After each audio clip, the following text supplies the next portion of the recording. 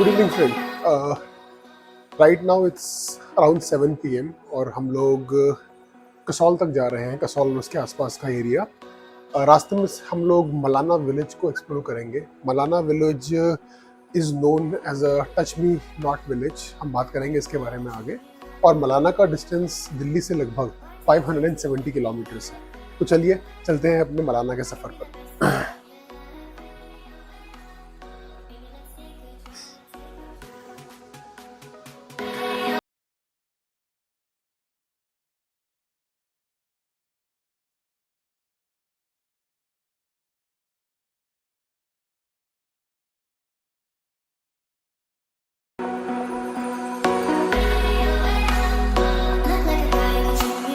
इस समय मॉर्निंग के 6:30 AM हो रहा है एंड हम लोग मलाना विलेज के लिए एक डिटूर जाता है कसौल, दिल्ली कसौल के रास्ते पे ही। ये लगभग कसौल से अराउंड 10-12 किलोमीटर्स पहले पड़ेगा। जरी एक जगह पड़ती है बीच में, वहीं से ये लेफ़्ट में कट जाता है।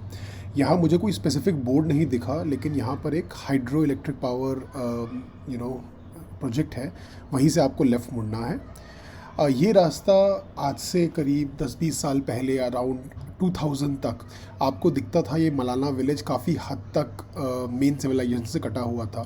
फिर आफ्टर ये जब आपका हाइड्रो इलेक्ट्रिक पावर स्टेशन बना, तो उसकी वजह से ये आगे जाकर ये रोड दो फेसेस में बना है।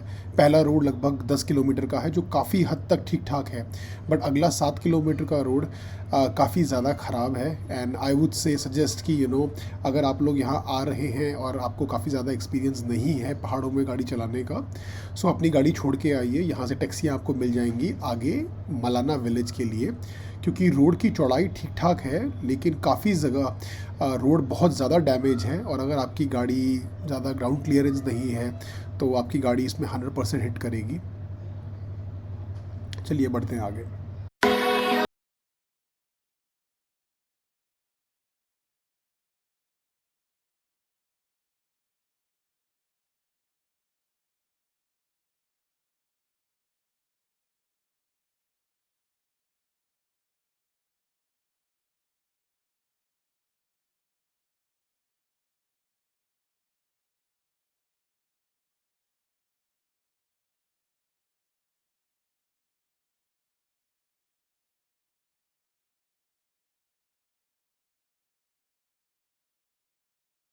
विलेज जाना है और काफ़ी स्टीप सा ट्रैक दिख रहा है, मैं आपको दिखाता हूँ।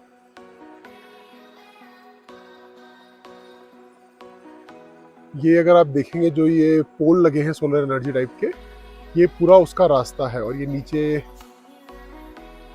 इधर से आ रहा है। ये सामने वे टू मलाना विलेज। तो बस अभी निकलते हैं आगे के लिए। सो इस समय हम लगभग 400 मीटर आ चुके हैं मलाना विलेज के ट्रैक पे। और शुरू में आपको लगभग 400 मीटर्स के लिए ढलान मिलेगी, स्टीप ढलान है। उसके बाद आप ये ब्रिज क्रॉस करेंगे और सामने आपको जो ये रिवर दिख रही है, इसको मलाना रिवर या मलाना नाला बोलते हैं। और ये एक ट्रिब्यूटरी है, तो ये आगे जाके पार्वती रिवर में ही मिल जाती है। और वो सामने आपको ट्रैक दिख रहा है। मलाना का ट्रैक ऑलमोस्ट 3 किलोमीटर्स का है। मैंने ब्लॉग्स में पढ़ा था कि लगभग 4 किलोमीटर्स है, बट मैक्सिमम 2.5 या 3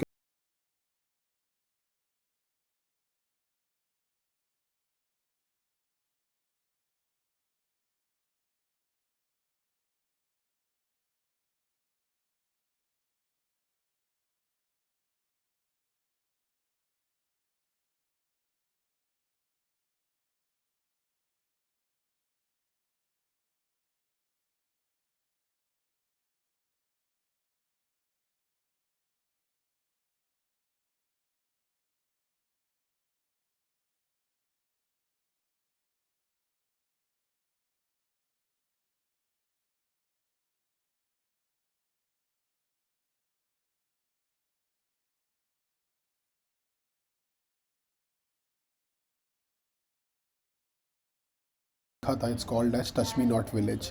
आपको सामने वो मैम दिख रही होंगी, उनके दोनों हाथ उनकी जेबों में हैं। आपको ये बिहेवियर ऑलमोस्ट सभी का दिखेगा जो भी आपको सामने से गुजरेंगे, अगर आपके पास ज़्यादा चलने की जगह नहीं है। क्योंकि इस विलेज का एक ट्रेडिशन और कुछ रूल्स हैं कि अगर आप आउटसाइडर हैं तो आप विलेज में रह नहीं सकते, आप किसी को वहाँ टच नहीं कर सकते, बिना उनकी परमिशन के आप उनकी बिलोंगिंग्स को भी टच नहीं कर सकते। इनफैक्ट शॉप में भी अगर आपको कुछ लेना है तो वहाँ काउंटर्स बने हुए हैं, आप काउंटर पे पैसा रखिए, वो वहाँ पर सामान रखेंगे, आप वहाँ से सामान उठा लीजिए।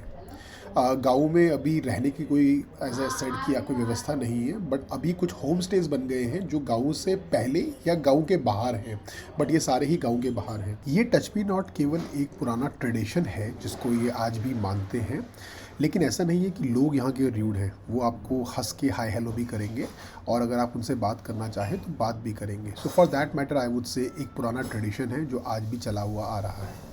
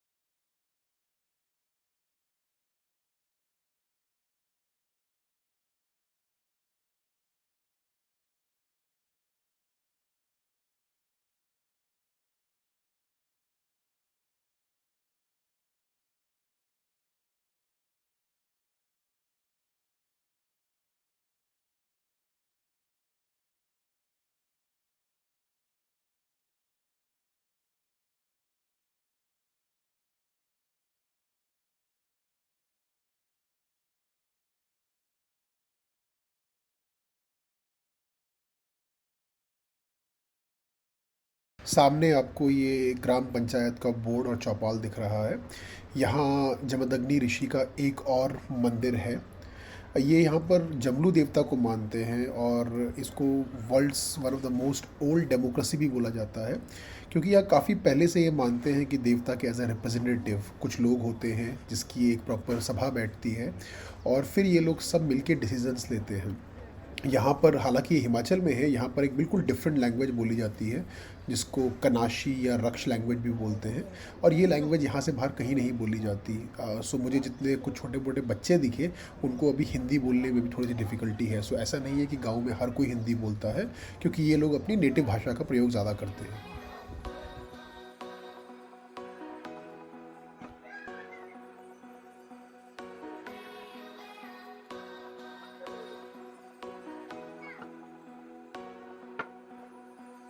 आइए आगे चलकर यहाँ के किसी लोकल रेजिडेंट से बात करने की कोशिश करते हैं और आपको उनकी ज़बानी यहाँ की कहानी सुनाते हैं। ये सबसे पिछड़ा हुआ गांव है। अच्छा। जितने मुलाने में गरीबी है ना, हाँ कहीं भी नहीं है। तुम्हारा अब देखना नौकरी है, हाँ चाकरी है और फसल है, या कुछ भी नहीं है। यहाँ पर जरी से राशन उठा के ले आना। आज का डेट में तो रोड निकल गया ना, अब तो भाई झूठ ही नहीं बोला, अब तो डोली डाली में भेजते, दुकानें मिलते। पहले काय को जरी से उठाना 40 किलो 40 किलो नहीं उठाया तो मर जाओ भूखे से। वह ऐसा पिछड़ा हुआ गाँव है।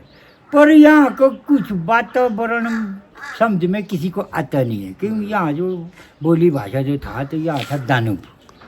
ये जो हमारा भाषा है ना, हाँ दानूब भाषा ही है। ये नहीं आते किसी को। अच्छा, हाँ मुझे समझ नहीं आया। वह किसी को नहीं आएगा। ये थोड़ा पूरा हम जानते, थोड़ा ये बाहर में बैठ के तुम्हारे साथ हिंदी आंधी भी हम बड़ा मुश्किल से जानते हैं, बाकी नहीं हमारे को आते हैं। आप तो अच्छी बोल रहे हो। नहीं अच्छा तो नहीं ना, फिर आता नहीं हमारा को। बस ऐसे है कि यहाँ जो ये जो ऐसा था कि भाई नीचे से आना, फिर ऐसा तकलीफें होना, ये था हमारा जी। तो ये इसको डेवलप किसी ने किया नहीं है ना, यहाँ किसी सरकार ने नहीं किया, हमारा को कोई हेल्प ही नहीं किया। बस तो अब भाई ये प्रोजेक्ट के वजह से रोड राड निकल गया, अब भाई वो बोझ तो उतर गया। कितने साल पहले से बनी है रोड ये भाई अब ये तुम्हें तो जानते नहीं ना, वैसे हम अनपढ़ है भाई। अच्छा ओके। बस ये पहले निकल गया देख नीचे, मलाना बन बोलते उसको, हाँ। झुंझुन वाले का। फिर टू बन गया। हाँ करेक्ट। तो टू बन गया तो फिर बन गया आगे तक, हाँ तब निकल गया रोड। अच्छा तो उस वजह से हमारा जो राशन पानी जो है अब खुलकर मिल रहा है। अच्छा बस फिर नौकरी चाकरी या कोई भी नहीं है, अच्छा कोई भी नहीं है। एक ही है वो मेरा जो क्या नाम, साधु बेलीराम है उसका नाम, जी। वो बीओ लग गया। अच्छा। बाकी सारा अपना गरीबी में जी रहे या परशुराम को है ना, हाँ। उसका डैडी है। ओके। अच्छा है जब इसने जो इस टाइम जो वो क्या नाम से आया ना नीचे, जब शिव जी महाराज से उसने इजाजत लिया, जी। तब उसने बोला कि भाई मेरे को चाहिए सबसे शुभ जगह। तो शुभ जगह रखा था राम जी ने, ये कभी भी रुमान को पढ़ना, इसीलिए नहीं छूता कोई। हाँ तब करके छूझो थे। हाँ। बाकी नहीं है कुछ भी, हाँ। बस वही है। ठीक है। नहीं अच्छी चीज़ है सर। इसी के साथ हमारा ये मलाना विलेज का सफ़र पूरा होता है। आपको कुछ फ़ोटोज़ के साथ छोड़कर जाता हूँ और जल्दी ही मिलेंगे फिर एक नए सफ़र पर। Thank you very much for watching. See you bye.